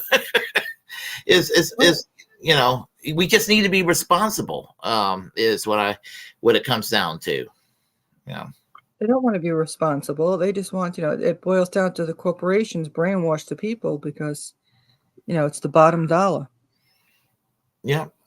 And just I mean, you need to do what you can to have a green energy, and the problem with green energy in this country is because it's too much of it needs to be a public project as opposed to tax incentives for companies, because they're just if just it needs to They'll be mess it up. It needs to be something like a TPA. It needs to be something like a Tennessee Valley Authority on a grand level. Right, and that's what we talk about. I'm sure you heard about the federal job guarantee. Have it as a federal job guarantee. Yeah, you can link it to an existing legislation called the Humphrey Hawkins Act, which guarantees everybody's supposed to have access to a living wage job. Make those living wage jobs green jobs. Yeah, because we've got to change. We've got to change the power grids and everything else has got to get changed. There's a lot of changes and a lot of upgrades that are needed in this country that will definitely have people working. Yeah, and then we can have the same thing with healthcare, Medicare for all. And all and that. people say, well, what is going to happen to the people that are in the insurance jobs? Well, guess what? They're going to need people to work, in the hospitals and work and have, clinics and all kinds of stuff. There's going to be different jobs. Exactly. Yeah, and it could be done through the Defense Production Act. You can nationalize the pharmacy because, I tell people I don't have a problem with nationalizing pharma. Medicare for all is basically national health insurance. Is what they have in Canada, France, Sweden, which is okay. Medicare for all, self-explanatory. I would go with what they have in the UK, the whole fully socialized system that they have over there. That's what I would go along with. But anyway, because I get my health care at the VA, Veterans Administration. I love my health care at the VA. And so many people will say, oh man, but the VA. I said, I walk in, whatever the problem is, the doctor, looks into it. If I need x-rays, things are done. Whatever you have to do. You go to the private, well, they've got to call the insurance company to see if this is covered or not. I have psoriasis. And so I have some spots that I have to go and put medication on. There's one medication that I am not using because the medication costs over $1,000 with the insurance, mind you, a 1 month supply. Holy moly! Yeah, so I'm using the cheaper medication that goes in the other parts of the body, and I'm using it, and I guess it's working. So I'm just kind of like, I need to talk to my dermatologist about this. I'm going to call them up tomorrow. So that's what I'm going to do. I'm going to have to go in a second here. Do you have any final words? I'd like to have you on my show sometime when we can have a conversation. We could talk about, foreign policy, what's going on, different topics. I'd enjoy you having a conversation with you on the show. Oh, let me know. I'll be glad to come on the show. Okay, it sounds great. All right. Because I always like different viewpoints. And even if we agree on stuff, it's still I like sometimes the different wording that's used. Like I could say something, but then again, somebody hears it from you and then they get it, Mm-hmm. Yeah. Yeah. Oh, yes. On my show, I tell people, in fact, I said this the other day on my first Rumble stream. I didn't do Rumble earlier today, and I didn't do Rumble in this interview here because I was having some issues with it, which both videos are going to go on Rumble. But I was saying in one of my earlier Rumble videos from a few days ago that introducing myself to Rumble, that to the Rumble crowd, that should come up on the channel, and you disagree with what I have to say, it's okay. I don't expect everybody to agree with me lockstep on every single thing I say, because we're all different. Yeah, we're all different, and that's just too much of, well, you don't agree with me, this and that and the other, you're an asshole, and and I have been on the receiving end of that a lot throughout my life and everything, and I'm done with it. I'm just like, too, because what happened was I used to comment a lot in the different groups, especially when Bernie was running. Well, even before then, I would comment in the different groups, and they're really people could agree with you, disagree with you, but then all of a sudden with the Clinton campaign, it just was vicious and vicious that I haven't gotten into pretty much political, conversation debates and these groups at all, because I'm just like, I just have nightmares pretty much of the way the Clinton folks were. It was just horrific. So I think that whole point of not wanting people to have critical thinking skills and to have a different opinion, Yeah, that's the problem in this country. I lost about 30 friends in 2016 because I dare supported Bernie and then voted for Jill Stein. I mean, they blocked me, they cursed me out, they blocked me, and or they gave me the cold shoulder. And those that gave me the cold shoulder, I just kind of like I ended up defriending them. It's like, yeah, they're not grown ups, so and. And hi, Uncle Warren. Uncle Warren's here. Comrade Kitty. Absolutely. I see Comrade Kitty. All right. Hey, Comrade Kitty. I see Warren. How you doing, Warren? And Warren says, hey, Warren. Comrade Kitty said, hey, Warren, great show, guys. And hey, Bud. Hey, hello, Willie, indeed. So, yeah, I was on. I was by so fast, the show. Huh? I was gonna say your show went by so fast because we just kept talking and talking. It was just very interesting talking. It was great having a conversation, to talk about these things. Oh, absolutely. Yeah, just let me know and let you know my availability, and I'll be glad to show up on your show. That sounds great. Thank you. Thank you for having me. Absolutely. I was on the Secret Show a couple of nights ago. I was a guest up there. So, yeah. And so I had a good time too. So, I'm sure you did had a good time. Wow. So, Jimmy and I were going to be forming a new show called Braggland, and that's premiering on September 1st at 5 p.m. Eastern Standard Time. So I just thought I'd let you know. I think I notified you about that. Yes, you did. So what kind of what are you going to be talking about? Just different topics, or various different topics, and partly, it's going to be mostly political, but it's going to be kind of a variety and everything, and it has to be a variety because I have a tendency to go pound with the politics, and I need to kind of diversify and kind of have some things that will be a little more on the laid back side. Mm-hmm. Yeah, so, sounds interesting. Yeah, so 5 o'clock is a good time too because it seems to be like an opening there. I've had some rebroadcasts at 5 o'clock. Yeah, so there seems to be an opening there. Yeah, so that's what we'll be doing every Friday at 5 p.m. So, and I got to create a Twitch channel and a Rumble channel for that one as well, which I guess I'll do then, I guess, between now and then. So, all right. Well, let's see. And I got your description, all your information down in the description box below. So, they can contact you, if, on Facebook, Twitter, and on YouTube. And are you on any other are you on Rumble or anything else like that?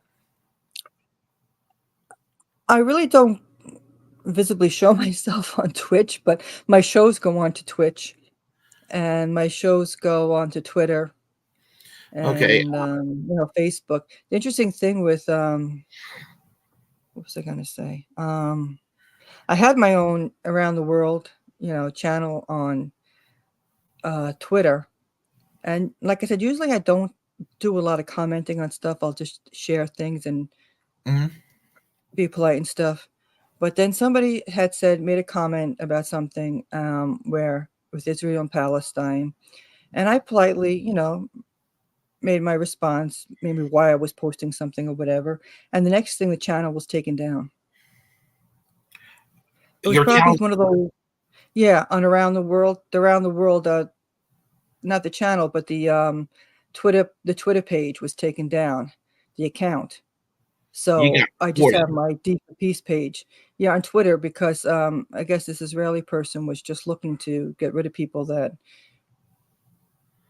speak out for Palestine. So I just kind of don't really talk to people too much on Twitter. I share my stuff because I don't want to get involved in conversations that could lead me to lose my channel. But I also had a time where I was had a problem with Facebook because I was talking about the Kurds. There was somebody that was an Iraqi Kurd, and he talked about the paperwork they submitted to the UN with human rights. And that show went great. Everything was fine.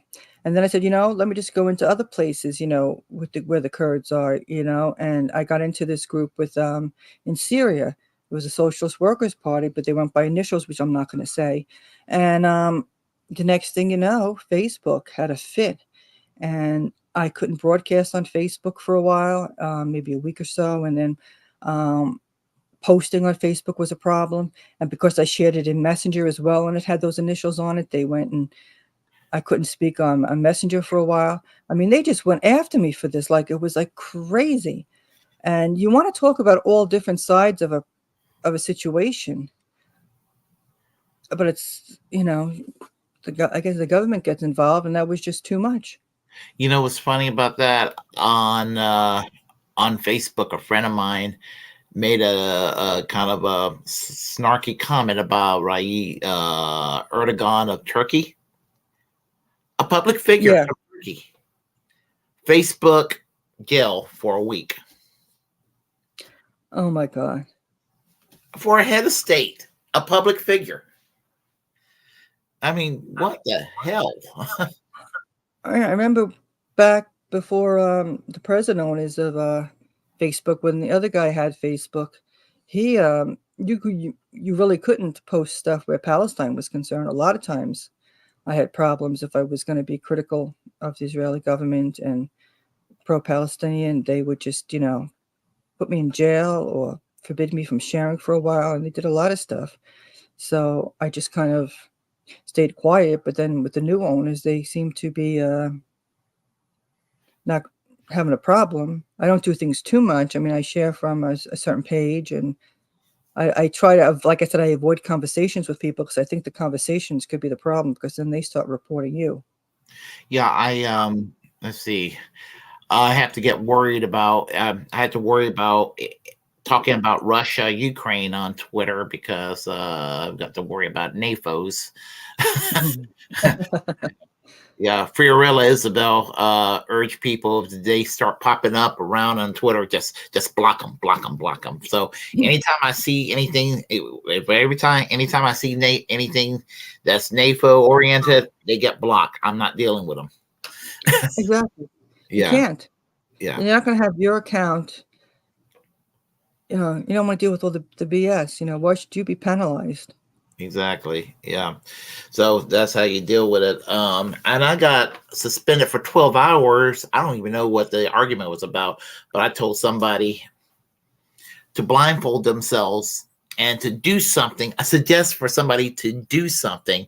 And they as soon as I typed that period in there and reply, like, all of a sudden I was locked out of Twitter for 12 hours. And they said, well, you can't suggest for people to go do something to themselves. It was a freaking joke. I was being sarcastic to somebody. Yeah. I mean, I wasn't reported by that person. I don't think that person got that reply back, because as soon as I typed it in, I got locked out of Twitter for 12 hours. So I have to be careful how I insult people when I do insult somebody online. Yeah, we had this show when the movie with the Nakba came out. That was it. We all the sounds in the background and all the stuff that YouTube was giving everybody a problem with. That we did the show another night, and I titled it differently, but it was the same info, and and everything went fine. You just have to be so cautious on what you're doing and how you're saying it. Gotta be careful. I'm trying to think of it. What was it? I'm trying to think of it. You wouldn't know, but I was going to say it myself. It had to do with Israel. Oh, I posted something. I put up a short, and it had to do from this person talking, and a rabbi, and he was talking his views on something, and so I uploaded it just as a conversation, and the next thing you know, my account on YouTube was banned for a week. And it was because of it was a minority, a group of citizens that are considered a minority, that Jews are minorities. And so, and all I was doing was, like I said, it wasn't me saying anything. It was just me having this person talk about, this rabbi talking. So I'm like, This is crazy. Yeah, we're getting penalized for our words. I mean, just and people who support censorship, they don't realize that when you go and do that, it can backfire on them too. I Right. mean, we're going to all eventually say something that's going to end up having us, flagged. And Exactly. and it doesn't even have to be anything that's evil or anything. It's just innocuous, benign things. I was banned for a week for talking about the election. I was accused of election denialism a year ago, year and a half ago, and then this past year, I took something from another YouTube page, a clip from a movie, and then copyright infringement. So, and unfortunately, I got KRTD in trouble as well as my channel. So, Yeah, I remember that. So I was watching you, and then all of a sudden it was just all black, and it was so crazy. So, and then one time I got in trouble on Facebook. I got a warning from Facebook. And the warning I got from Facebook was it was Marine Le Pen when she was running for president. And, basically, I would just well, I'm not going to say what I said. It was out of anger. What I was, the scenario of her winning. And oh boy, Facebook basically said, don't ever say that again. So, it has something to do with the censorship. You can't say anything. Yeah, has something to do with the riot police if she wins. I mean, and that's all I'm going to say. Mm-hmm. And I got, I didn't get suspended. I didn't get put in Facebook jail, but I had this little yellow tag on my Facebook profile for about, probably, I don't know how long it's gone now, but it was there for quite a while. So, like, don't ever do that again. Just like, I mean, it was like a friendly warning. I was like, okay, I get it. Yeah, it's Comrade Kitty has something to say. Oh, okay. Yeah, let me do that here. Oh, okay. Let's see. Got put out of jail posting Avos with quote unquote fuck Nazis. Yep. Probably NAFOs were after you, Comrade Kitty. That's probably what happened. Yeah. And you go up further. She says, I was flagged for drug-related content on Facebook for a picture of ducky hatching from an egg. Let's see. Related content on Facebook for a picture of hatching from an egg. Oh my gosh. Yep. And Warren says here, all these social media platforms are Nazi trash. Well, yep. So there you have it. I better be signing off myself. So, listen, it was great having you here. And we got to do this again. Yes, we do. I had a great time. Absolutely. And this time we didn't have any tech issues like 2 weeks ago. Right. Nothing at all. Everything went smoothly. Yeah. Yeah. I was just like, I was boggled. As I said, I got rid of that previous StreamYard account, and this new account hasn't given me any trouble. So that's a good thing. That's a good thing. That's a good thing. Yeah. So if everyone, be sure to follow. Well, I'm sure Comrade Kitty and Warren follows already, but anybody who's here and I don't know Dolores Peers and around the world with D's and friends, please follow. And you see in the description box below. So do follow her and platform and everything. And if you like what you heard, please press like and comment any ways you disagree with what I have to say. Feel free to share my content on my channel.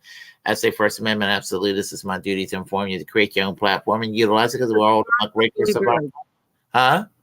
I said subscribe to the Willie Bragg Show. Yes, yes, thank you. And subscribe to the Willie Bragg Show here on YouTube, Facebook, Twitch, Twitter, and Rumble now. And definitely on Rumble too. And always reject corporate media because they have absolutely nothing to offer. Until next time, folks, I will see y'all again soon. And let me Good get night. the good night, and I will get that theme.